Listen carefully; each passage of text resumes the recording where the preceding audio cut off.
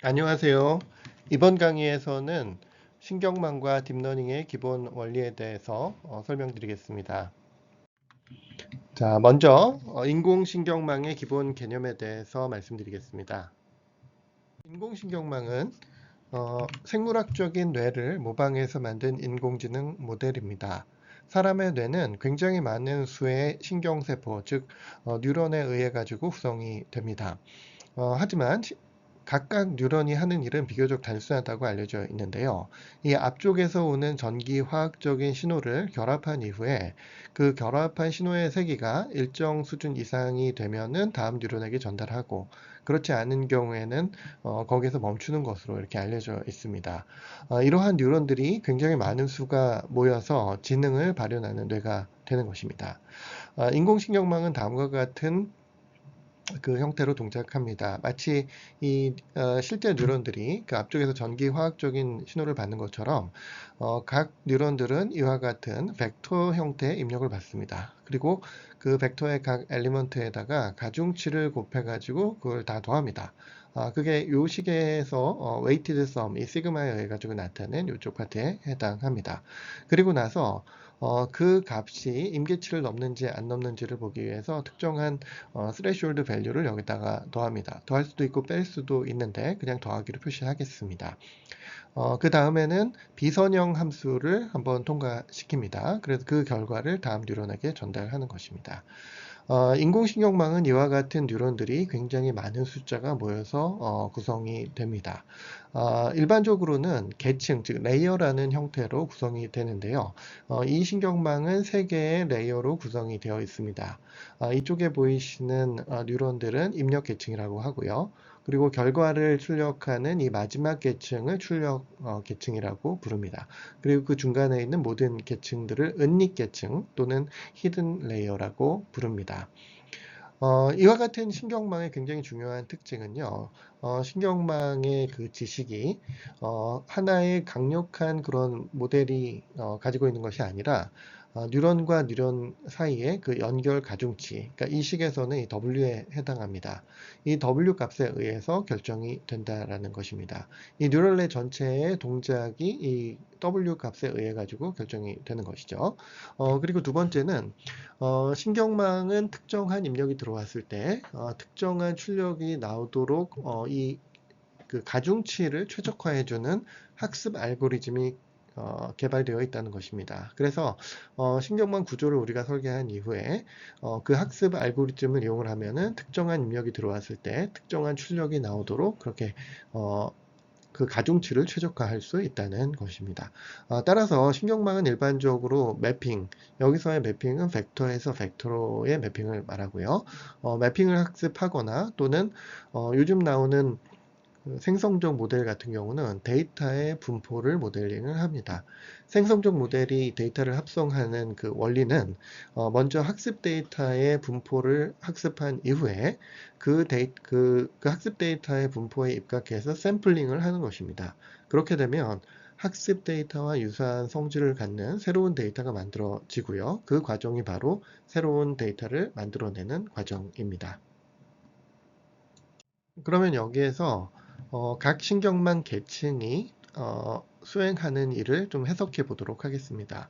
앞에서 말씀드린 바와 같이 이 계층을 구성하는 각 뉴런들은 입력 정보를 weighted sum이라는 형태로 결합한 이후에 non-linear activation 펑션을 통과시켜서 그 결과를 다음 뉴런으로 전달합니다. 이 과정은 여러 가지 입력 정보가 들어왔을 때 그 입력 정보를 결합해서 좀 더 하이 레벨 인포메이션으로 변환하는 그런 과정으로 해석할 수 있습니다.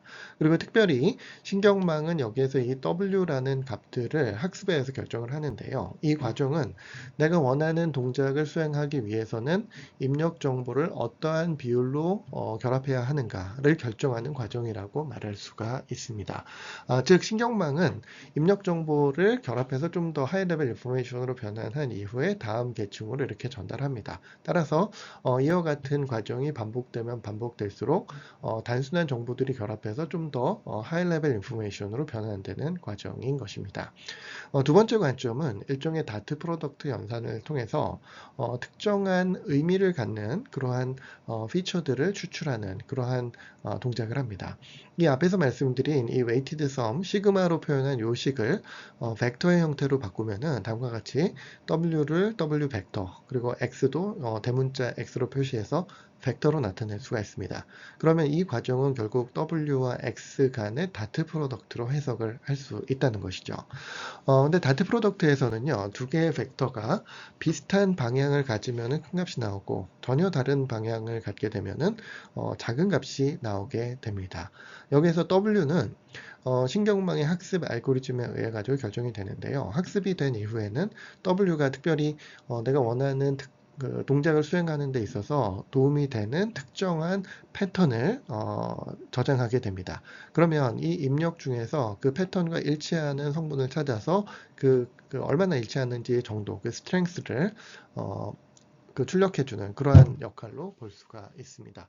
이렇게 보면 이 W는 일종의 피처 익스트랙션을 위한 필터로 해석할 수가 있습니다.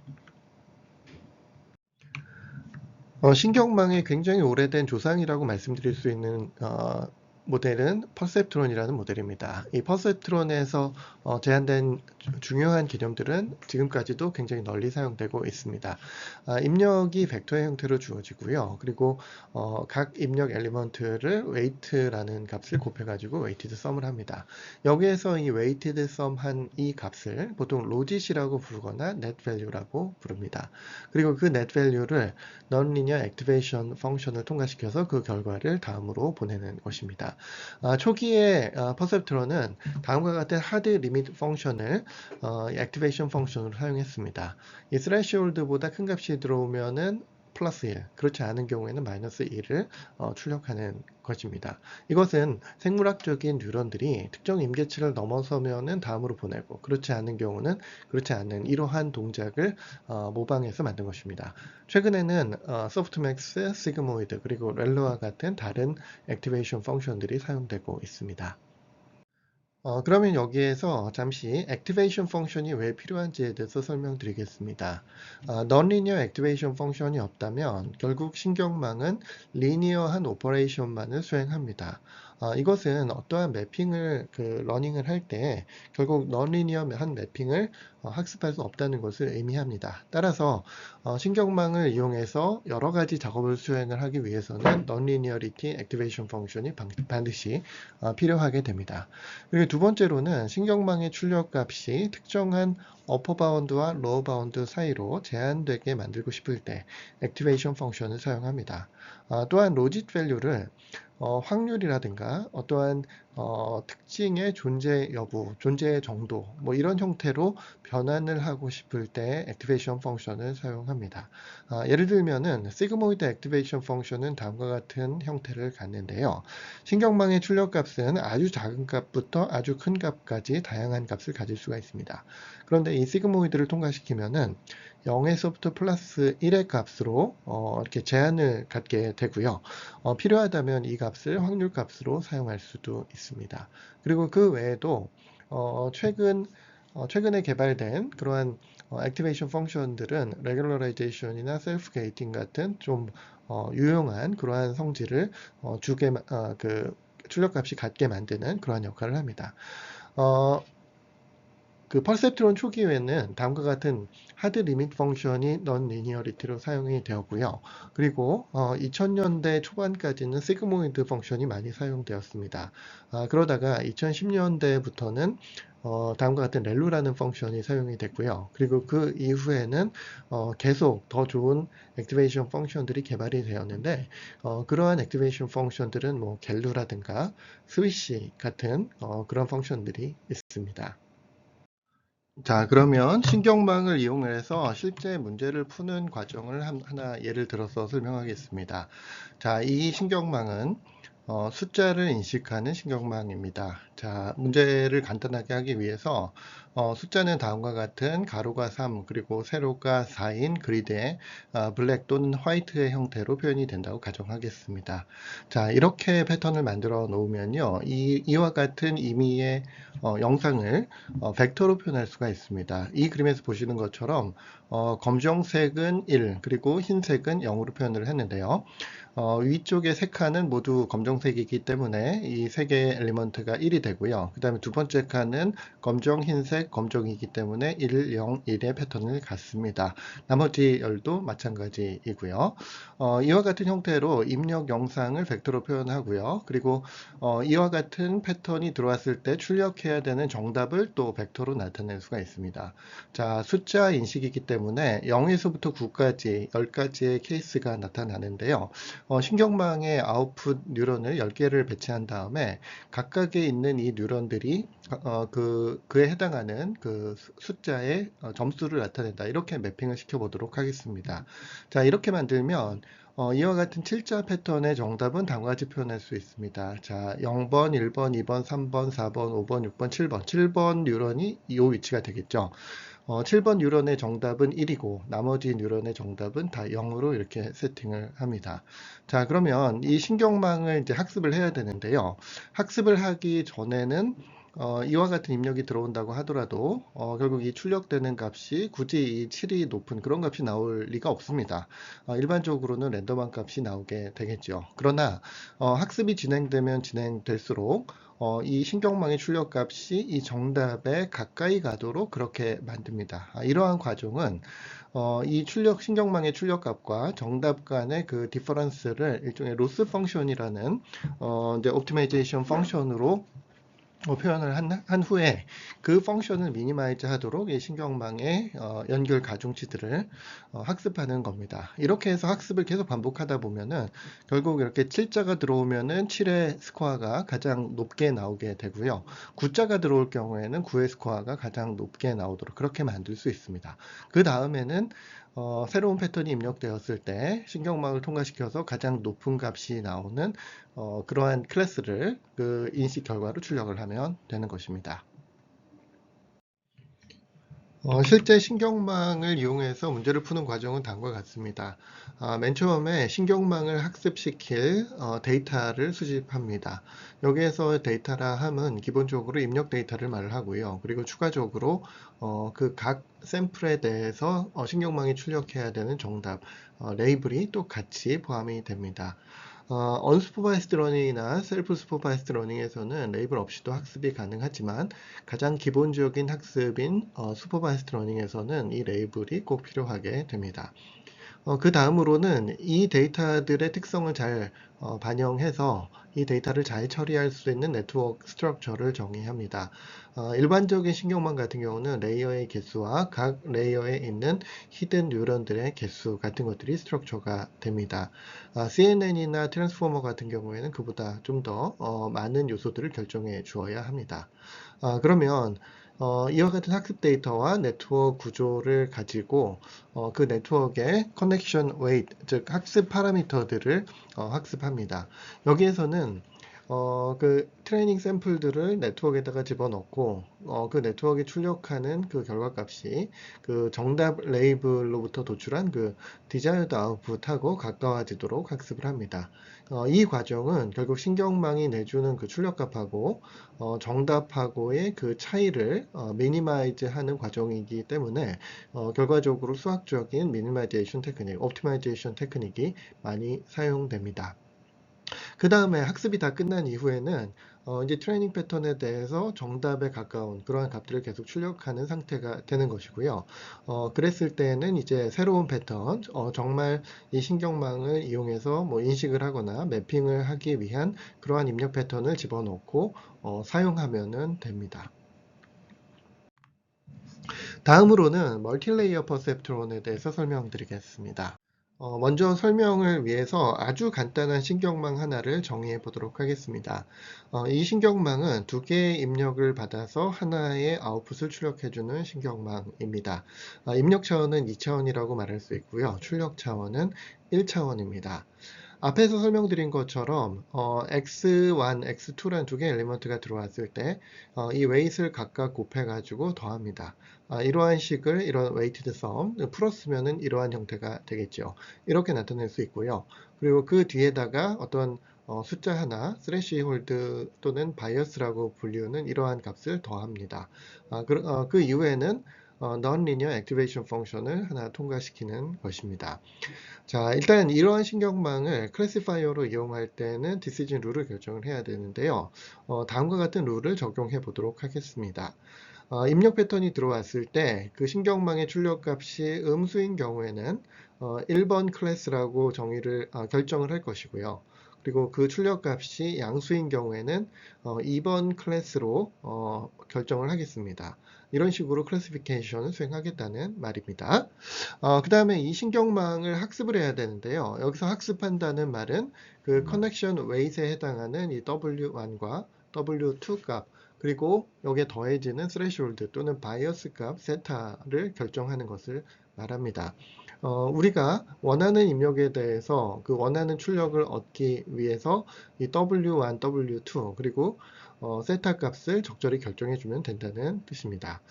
이 값들을 결정하기 위해서는 트레이닝 샘플이 필요합니다. 일단 트레이닝 샘플 두 개가 주어졌다고 가정을 하겠는데요. 첫 번째 샘플은 2,1입니다. 이 말의 의미는 x1에는 2가 들어가고 x2에는 1이 들어간다는 뜻입니다. 그리고 이 클래스의 정답 레이블은 1번 클래스입니다. 그러므로 2,1을 집어넣었을 때 이 출력 값은 음수가 되어야 한다는 말이 됩니다. 그리고 두 번째 샘플은 1,2입니다. x1이 1, 그리고 x2가 2가 들어가고요. 그랬을 때 정답 레이블이 클래스 2이기 때문에 이 신경망의 아웃풋은 양수가 되어야 합니다. 이러한 과정을 피처 스페이스로 나타내 보도록 하겠습니다. 자, 이 좌표 평면을 보시면은 가로축이 x1 그리고 세로축이 x2를 의미합니다.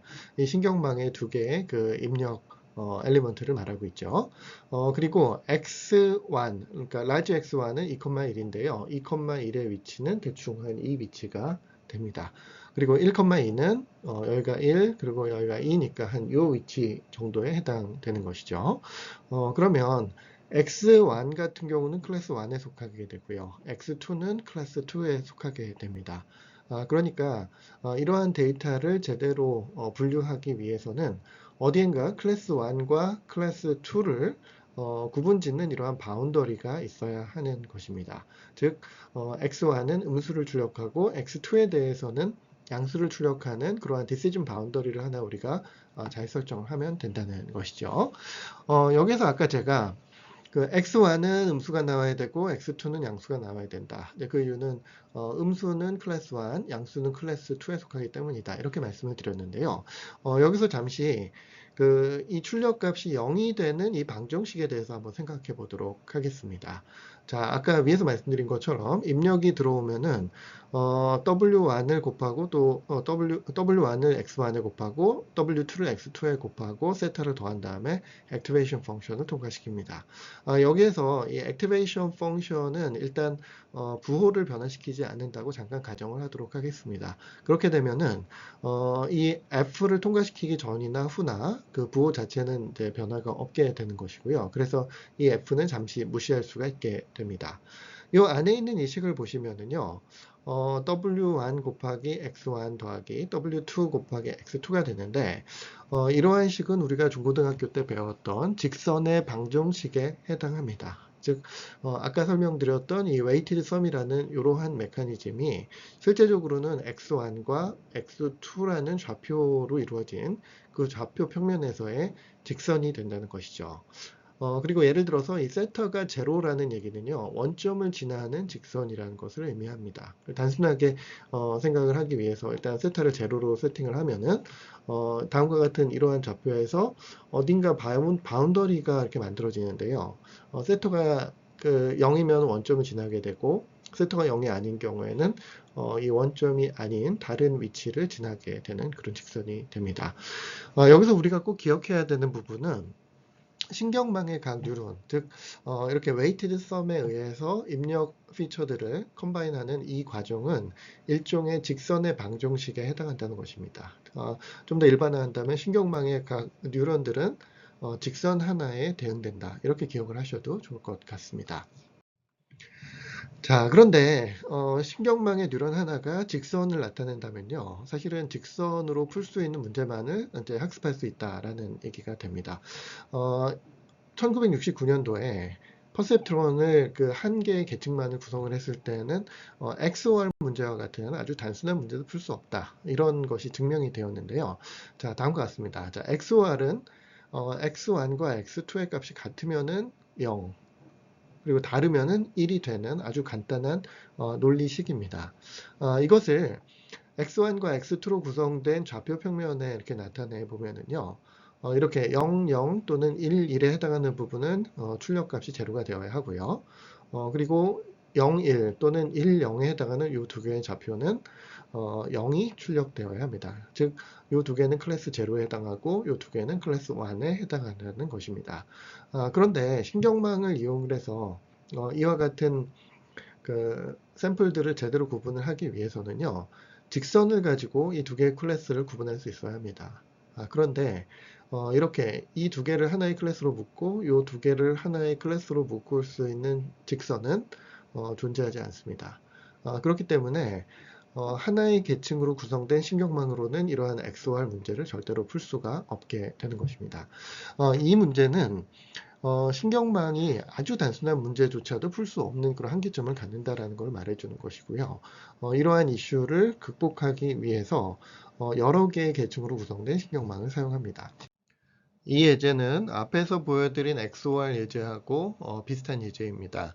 자, 여기에는 샘플이 3개가 있는데요. 1번과 3번 샘플은 클래스 2번에 속하고요. 2번 샘플은 클래스 1에 속합니다. 이 X1과 X2로 이루어진 평면상에서 이 세 개 샘플을 제대로 구분할 수 있는 바운더리를 찾는 것은 쉽지 않습니다. 자, 그러나 직선을 2개 이상을 사용하면 좀 문제가 풀릴 수 있습니다. 이와 같이 1번과 2번 샘플을 구분해주는 직선 H1을 하나 만들고 2번과 3번을 구분해주는 H2라는 직선을 이제 만들 수가 있습니다. 자, 이를 위해서 원래 입력 피처인 X1과 X2를 입력으로 받는 두 개의 퍼셉트론 뉴런을 이렇게 정의하도록 하겠습니다. 여기에서 Y1은 H1에 대응되는 뉴런이고요. H2는 Y2라는 뉴런에 이렇게 대응이 됩니다. 그리고 동작하는 방식은 마찬가지로 X1과 X2에 각각의 이 웨이트 벡터 W들을 곱해가지고 계산을 합니다. 자, 이렇게 놓고 보면은 X1과 X2의 값에 따라서 Y1과 Y2의 값이 바뀌게 되는데요. 그 부분을 표로 정리해 보도록 하겠습니다. 자, 1번 샘플 같은 경우는 H1보다 위쪽에 있습니다. 그렇기 때문에 Y1의 값이 양수의 값을 갖는다고 예측할 수가 있고요. 그리고 H2보다도 더 위쪽에 있습니다. 그러니까 Y2 역시도 양수의 값을 갖게 됩니다. 샘플 2 같은 경우는 H1보다는 아래쪽에 있으나 H2보다는 위쪽에 있습니다. 그러니까 Y1은 그 음수의 값을 갖게 되고요. Y2의 값은 양수의 값을 갖게 됩니다. 샘플 3 같은 경우는 H1, H2 모두보다 더 아래쪽에 있기 때문에 Y1과 Y2가 둘 다 음수의 값을 갖게 됩니다. 자, 그러면 이와 같은 계층을 이용을 해서 X1, X2로 이루어졌던 평면을 Y1, Y2로 바꾸도록 하겠습니다.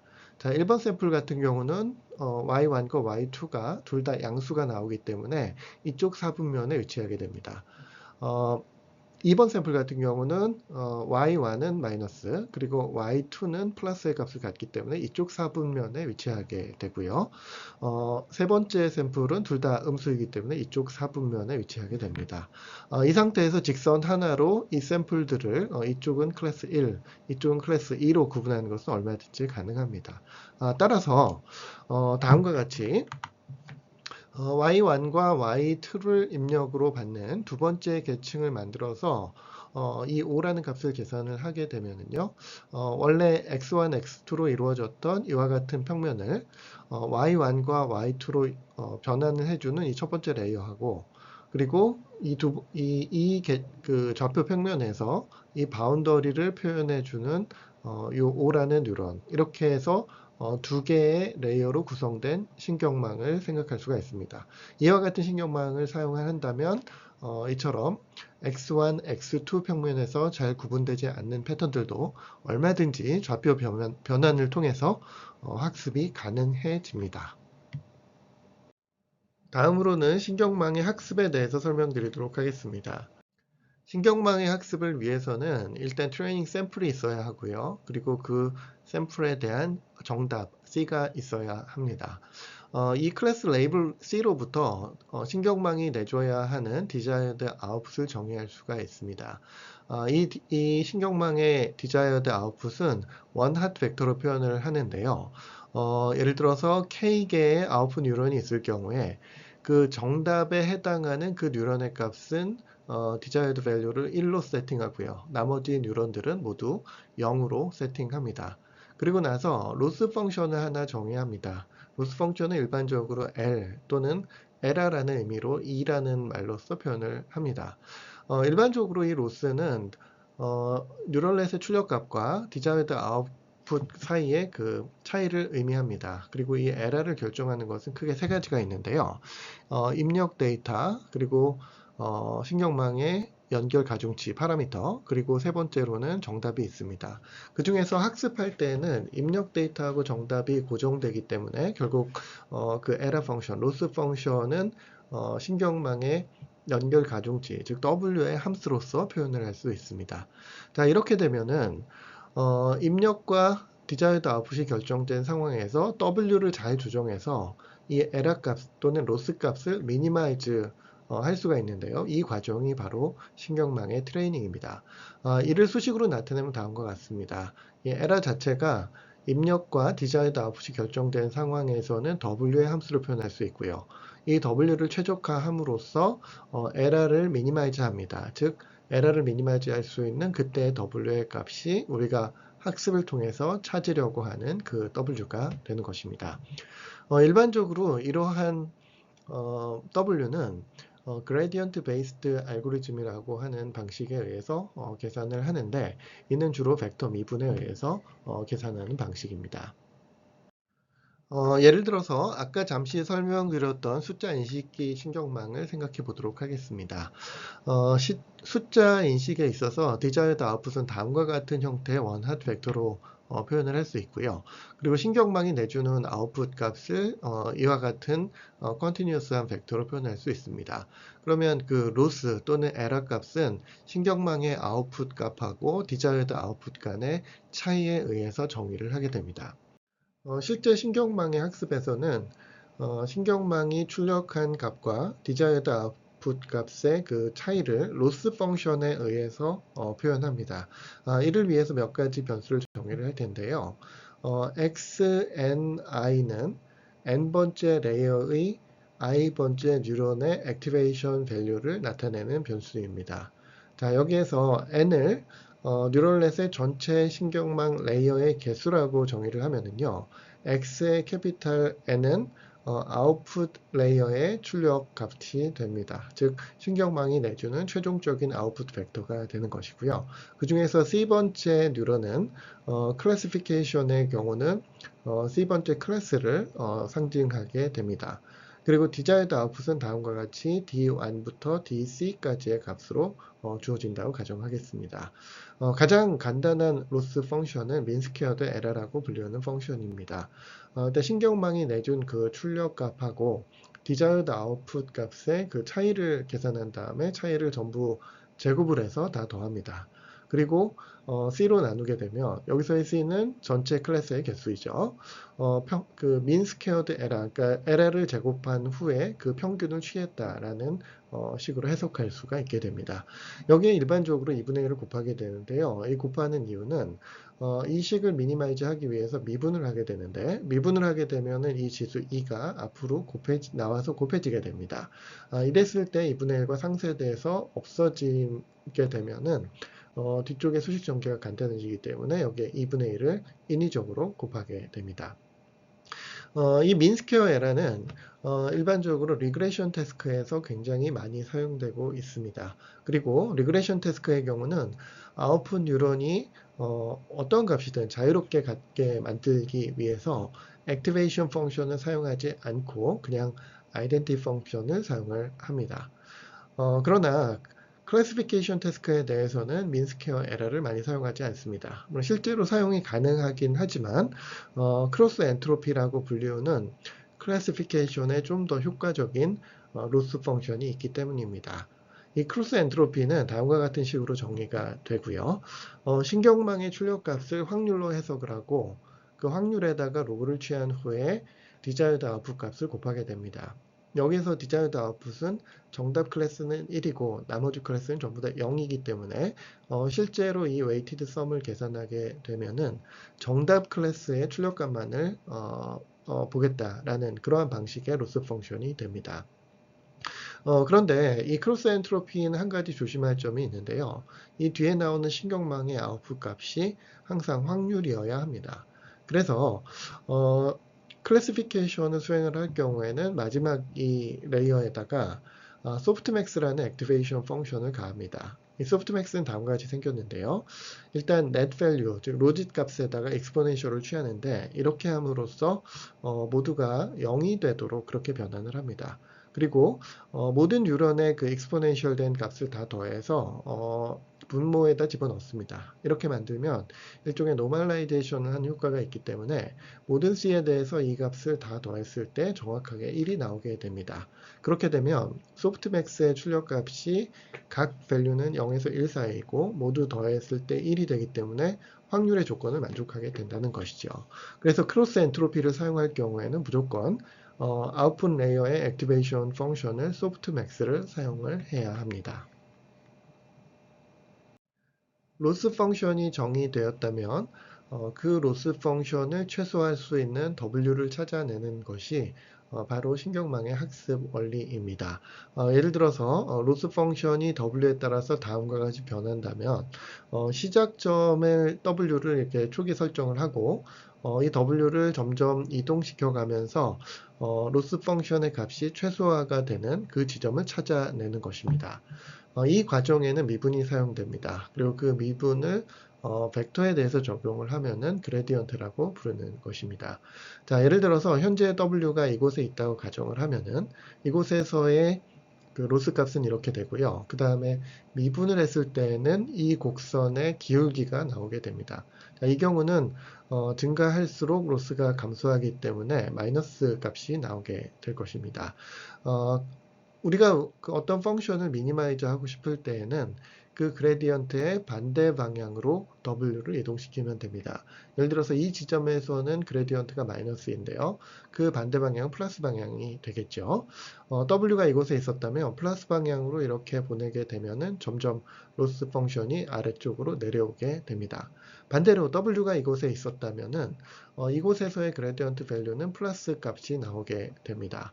그러면 플러스의 마이너스 방향이니까 이 왼쪽 방향이 되겠죠. 그럼 W를 왼쪽 방향으로 이동시키면 로스 펑션을 점점 줄일 수가 있습니다.